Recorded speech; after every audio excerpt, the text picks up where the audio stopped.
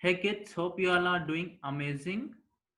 Today I will suggest you all to keep hydrated and drink a glass of water in an interval of 1 hour or 2 hours. Okay. So last class we have discussed pronoun chapter 6. We have seen this table जिसमें हम लोगों ने पढ़ा था subject pronoun क्या होता है that is nothing but nominative pronoun, possessive pronoun और ऑब्जेक्टिव प्रोनाउन। उसके बाद हम लोगों ने देखा था कि सब्जेक्ट प्रोनाउन जो है नॉमिनेटिव प्रोनाउन उसमें ही होता है।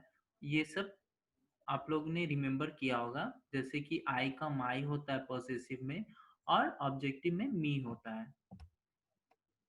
तो आज हम लोग देखेंगे कि मैंने बताया था आप लोगों को कि मैं आप लोग को एक्सप्लेन करूंगा नॉमिनेटिव प्रोनाउन क्या होता है, पोसेसिव प्रोनाउन क्या होता है और ऑब्जेक्टिव प्रोनाउन क्या होता है।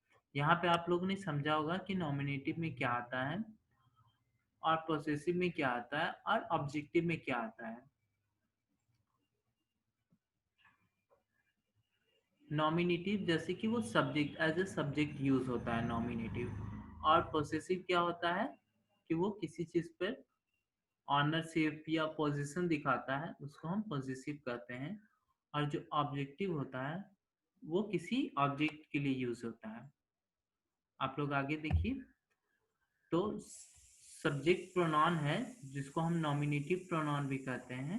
Subject pronoun perform the action of a sentence. Subject pronoun action जो होता है किसी सेंटेंस का उसको परफॉर्म करता है। एक्शन मतलब वर्ब, वो आप लोग बाद में पढ़ेंगे। हम लोग यहाँ पे एग्जाम्पल से समझते हैं। Example, I read the book. तो यहाँ पे रीड क्या है, कोई एक्शन है। रीड, राइट, वॉक, ईट, ये सब क्या है, एक्शन है। ठीक है। तो जो भी वर्ड होता है और वो उस सेंटेंस का एक्शन को परफॉर्म करता है, उसे हम लोग सब्जेक्ट प्रोनाउन या नॉमिनेटिव प्रोनाउन कहते हैं। जैसे यहाँ पे आई रीड द बुक, यहाँ पे आई क्या कर रहा है, एक्शन को परफॉर्म करने में हेल्प कर रहा है उस पूरे सेंटेंस को। तो ये मेरा सब्जेक्ट प्रोनाउन है, nominative pronoun. Objective pronouns receive the action of a sentence. Objective pronoun किसी भी सेंटेंस का एक्शन को रिसीव करता है। जैसे कि सीता कॉल्ड मी, यहाँ पे एक्शन क्या है, कॉल। तो ये जो एक्शन है वो फॉलो अप कर रहा है प्रोनाउन के साथ। तो इसलिए मी यहाँ पे ऑब्जेक्टिव प्रोनाउन है। ओके। कोई भी वर्ड अगर एक्शन के पहले आ रहा है, उससे हम लोग एक्शन को परफॉर्म कर रहे हैं, तो उसको हम लोग सब्जेक्ट प्रोनाउन कहते हैं। जो भी एक्शन के बाद आ रहा है, फॉलो अप हो रहा है, तो उसे हम लोग क्या कहते हैं, ऑब्जेक्टिव प्रोनाउन। जैसे इस एग्जाम्पल में आप लोग देखिए, यहाँ पर आई कॉल हर। कॉल यहाँ पे एक्शन है कि हम किसी को कॉल कर रहे हैं, मैं उसको कॉल करता हूँ। तो यहाँ पे आई होगा सब्जेक्ट प्रोनाउन और हर होगा ऑब्जेक्टिव प्रोनाउन। ओके। उसके बाद आप लोग possessive pronoun. Possessive pronoun shows the ownership और पोजीशन। पोजेसिव प्रोनाउन ऑनरशिप या पोजीशन शो करता है। जैसे कि द ड्रेस इज हर, तो यहाँ पे हर क्या है, पोजेसिव प्रोनाउन है। तो ड्रेस किसका है, उसका है, ऑनरशिप दिखा रहा है कि उसका है, then it is a possessive pronoun. तो हम लोग टेबल से इसको मैच करके समझेंगे। सब्जेक्ट प्रोनाउन या नॉमिनेटिव प्रोनाउन, यहाँ पे आई है तो हम लोग टेबल में चेक करेंगे।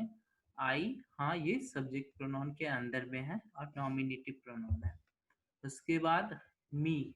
मी मैंने बताया ऑब्जेक्टिव प्रोनाउन है, तो यहाँ पे हम लोग देखेंगे मी ऑब्जेक्टिव प्रोनाउन में है, तो हाँ ये भी सही है। उसके बाद आई एंड हर। आई मैंने बताया सब्जेक्ट प्रोनाउन और हर मैंने बताया ऑब्जेक्टिव प्रोनाउन। आई यहाँ पे सब्जेक्ट प्रोनाउन है और हर यहाँ पे पॉसेसिव प्रोनाउन है और ऑब्जेक्टिव प्रोनाउन दोनों में है। तो अगर हम ऑब्जेक्ट किसी एक्शन वर्ड के बाद यूज कर रहे हैं तो वो ऑब्जेक्टिव में आता है, और जहाँ पे ऑनरशिप दिखाएगा वहां पे पोसेसिव प्रोनाउन होगा। ओके, ठीक है। तो अब हम लोग देखेंगे फर्स्ट पर्सन, सेकेंड पर्सन और थर्ड पर्सन। यहाँ पे है आई और वी, मतलब मैं और हम लोग, ये फर्स्ट पर्सन होता है। यू सेकेंड पर्सन होता है और ही सी दे थर्ड पर्सन होता है। जैसे कि मैं खुद के बारे में बोल रहा हूँ, आई एम अ बॉय, मैं एक लड़का हूँ, तो मैं अपने बारे में मैं खुद बोल रहा हूँ, तो ये क्या हो गया, फर्स्ट पर्सन। ठीक है। और जब मैं बोल रहा हूँ कि यू आर ए बॉय, तो मैं किसी और को बोल रहा हूँ, तो वो क्या हो गया, सेकेंड पर्सन को मैं बोल रहा हूँ। मैं तो खुद के बारे में नहीं बोल रहा हूँ कि हाँ यू आर ए बॉय, तुम लड़का हो, तो ये हो गया मैं किसी और के बारे में बोल रहा हूँ, तो this is a second person. और जब मैं किसी से किसी और के बारे में बोलूं तो वो थर्ड पर्सन होता है। जैसे मैं बोल रहा हूँ ही इज वॉकिंग, तो मैं किससे बोल रहा हूँ, सेकेंड पर्सन से बोल रहा हूँ कि ही इज वॉकिंग। मेरे सामने एक लड़का, ये कोई भी पर्सन है, उससे मैं बोल रहा हूँ कि he is walking, he is good, she is beautiful, तो मैं किसी पर्सन से बोल रहा हूँ उस पर्सन के बारे में। और मैं बोलता हूँ दे आर गुड फैमिली, तो मैं किसी पर्सन से बोलता हूँ उनके बारे में, तो वो क्या हो गया, थर्ड पर्सन। ठीक है। इसी तरह से हम लोग को पढ़ना है। यहाँ पे who are you, I am a doctor,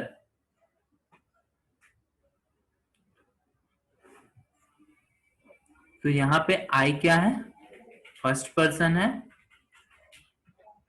what are you doing, we are ploughing our fields, तुम क्या कर रहे हो, हम लोग हमारे खेत को जोत रहे हैं। तो यहाँ पे आई मेरा फर्स्ट पर्सन है, वी हमारा यहाँ पे फर्स्ट पर्सन है। उसके बाद हु इज ही, वह कौन है, ही इज अ स्टूडेंट, वह एक स्टूडेंट है। तो यहाँ पे ही क्या है, थर्ड पर्सन। मैंने बताया था ना टेबल में, फर्स्ट पर्सन में आप लोग का आई वी है, सेकेंड पर्सन में यू है, थर्ड पर्सन में आप लोग का ही सी और दे है। तो who is she, she is maid, वह कौन है, वह मेड है। तो ये हम लोग, ये सी और यहाँ पे ही थर्ड पर्सन है। ठीक है। तो फर्स्ट पर्सन और सेकेंड पर्सन मिलके पूछ रहा है कि हु इज ही, तो फर्स्ट पर्सन बोल रहा है कि ही इज अ स्टूडेंट, या सेकेंड पर्सन बोल रहा है ही इज अ स्टूडेंट, तो ये हम लोग थर्ड पर्सन को इंडिकेट कर रहे हैं। ठीक है। आप लोग को बेटर आइडिया आएगा, आप लोग नेक्स्ट क्लास में भी पढ़ेंगे प्रोनाउन के बारे में डिटेल्स में, और पर्सन्स के बारे में डिटेल्स में।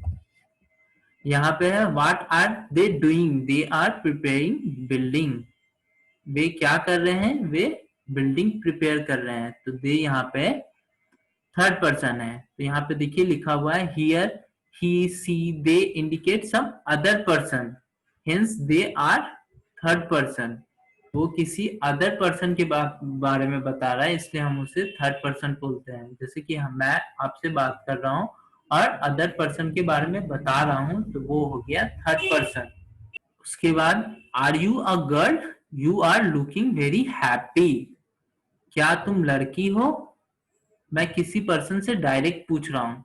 You are looking very happy, तुम बहुत हैप्पी लग रही हो। तो यहाँ पर क्या है, यू सेकेंड पर्सन में डायरेक्ट किसी पर्सन से पूछ रहा हूँ। ठीक है। आप लोग इसको अच्छे से पढ़िएगा, समझिएगा, और आप लोग को जो भी मैंने एक्स्ट्रा बताया है वो आप लोग अपने इंग्लिश ग्रामर की नोटबुक में राइट कर लीजिएगा, जिससे आपको बाद में अंडरस्टैंडिंग में प्रॉब्लम नहीं होगा। इस टेबल को मैंने बोला था राइट करने, ये आप राइट कीजिएगा ग्रामर की बुक में, और आप लोग प्रोनाउन का डिफिनीशन के साथ राइट कीजिएगा।